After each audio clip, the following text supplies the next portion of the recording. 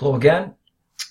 Today I'm going to be discussing the final chapter for exam number 2, and I'm going to go over the syllabus or outcome questions for chapter 7, the early republic. What are some of the major domestic political developments that took place during Thomas Jefferson's administration? Just quickly before I go on, sometimes if you're wondering why I'm looking down like this, it's because I have this type of lens that I have to move my head up and down in order to find the focus point.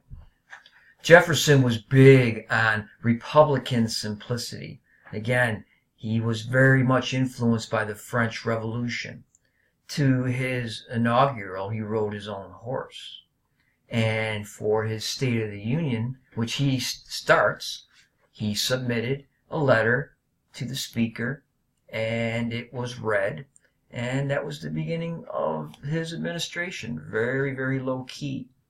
They expanded political participation. This is a big development. This is the proto-beginnings of the move towards a more democratic society. It really takes off with the election of Andrew Jackson, who is considered to be, quote, unquote, the common man president, the 7th president.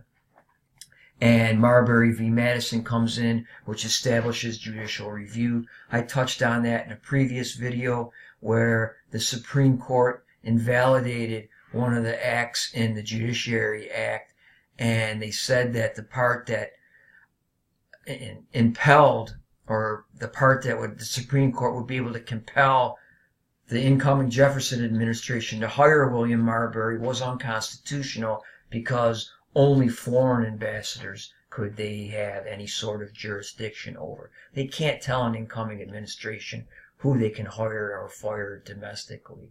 So he never got his commission. The Federalists lost this battle, but would win the war, because now that principle was established of review. This gave the Supreme Court its job going forward, and because many Federalists were on the bench, they would consistently, until 1831, when Jackson comes to power, expand the power of the national government. Jefferson, at this time, in the very beginning of the 19th century, shrinks government. He repeals the hated whiskey tax of Western Virginians and Western Pennsylvanians, and he fired all those tax collectors. He cut the military budget in half, which is going to have severe consequences in 1812. And easily the most significant achievement of the Jefferson administration was the Louisiana Purchase. It doubled the size of the United States for $15 million. This is an implied power, because there's nothing in the Constitution that talks about purchasing land. Jefferson did this on his own. And as you'll see in American histories, once the chief executive gets into office, they're all in favor of loose construction in interpreting the Constitution. None of them are going to go by the letter of what is in the actual document. And that's the beauty of the Constitution. It allows for change over time to meet extenuating circumstances as they arise. Jefferson got his secretary, Meriwether Lewis, and along with William Clark, they embarked on the Corps of Discovery, and they, during those years, would explore those regions all the way to the west coast of the Louisiana Purchase. That's the old textbook page number. Don't worry about that. Aaron Burr was running for governor of New York while he was still vice president, and he will be accused of trying to form a new country in the recently purchased Louisiana territory. He escapes for a time, but he eventually comes back and is tried for treason. Jefferson will not testify in this trial, citing executive privilege, and Burr, in the aftermath, he gets acquitted. He doesn't get convicted of this. But in the aftermath of this, Alexander Hamilton and him become bitter New York State political rivals, and they will eventually fight a duel, and Burr will shoot and kill Alexander Hamilton in that duel. How did foreign events impact the United States during Jefferson's and Madison's administration? The Barbary pirates will demand tribute from the United States, in order to enter the Mediterranean area, and President Jefferson will refuse to pay this, and there is an undeclared war going on with those pirates.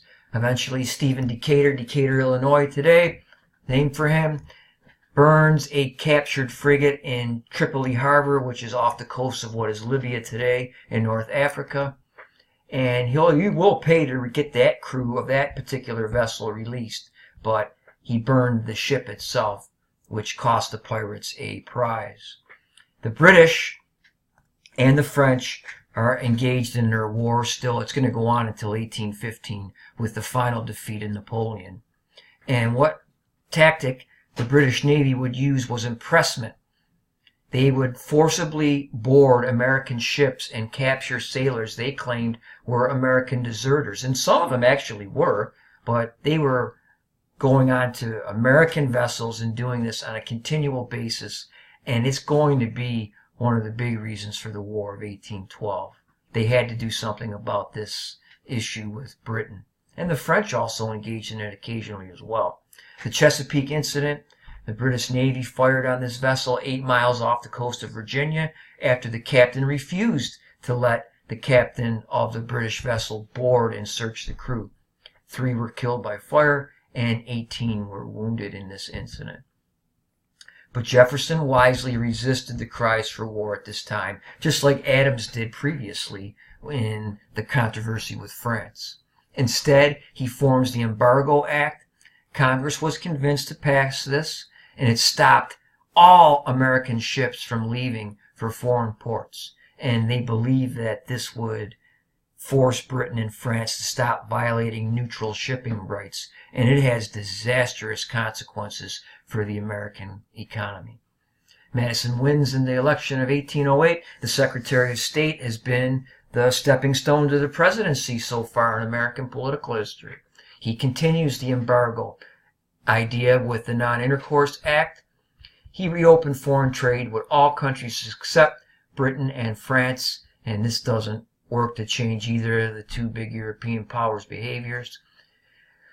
And again, this is the idea of freedom of the seas without war, and it does not work very well. And eventually Madison is pushed to ask Congress to declare war on Britain, and they do in 1812. We've talked about some of the reasons for the declaration of war. Impressment. And also, in the Ohio Valley, you still have a British presence out there inciting Native Americans to attack settlements, and this has been an ongoing problem since the Revolutionary War.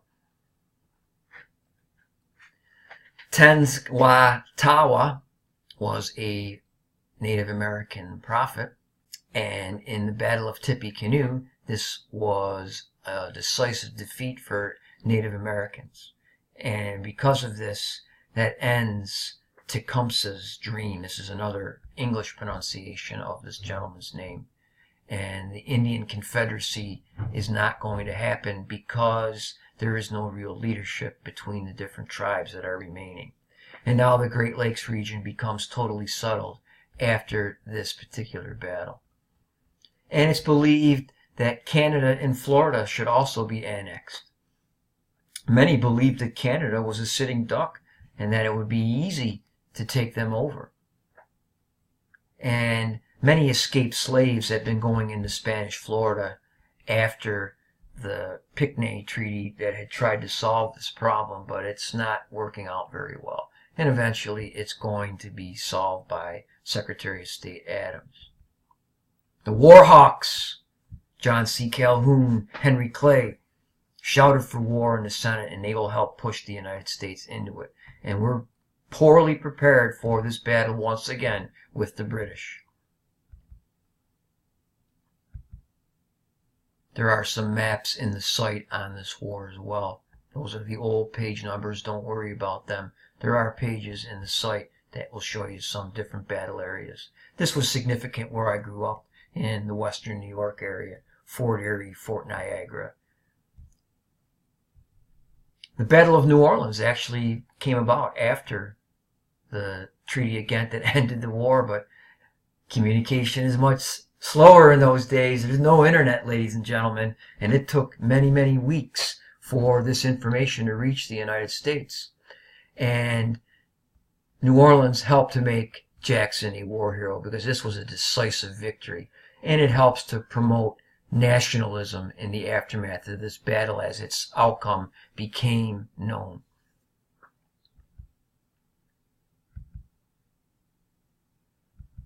The Federalist Party doomed itself at the Hartford Convention.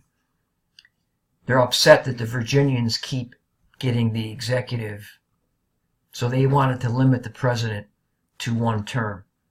They wanted to abolish counting slaves for representation.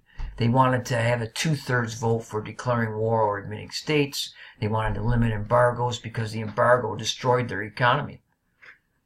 And they finally asked for another convention to be convened where they were going to talk about secession. So the Federalists were actually the first ones who talk about states seceding from the perpetual union. As mentioned in an earlier video, manufacturing really began in earnest in the War of 1812 because there are no British supplies. Now there are the reversal of roles, as we'll see many times in American political history. Now the Republicans or the Jeffersonians become the new nationalists and loose in their interpretation of the Constitutionists, and the Federalists are now going by the letter of what the Constitution says. In the Ghent Treaty, the British abandoned Native Americans completely, and they signed away lands in what was called the Old Southwest, and again in the Great Lakes area. And now, in this first part of the 19th century, more land is going to be occupied in the next 20 years than in the previous 150 years of colonial history. And so ends the early republic.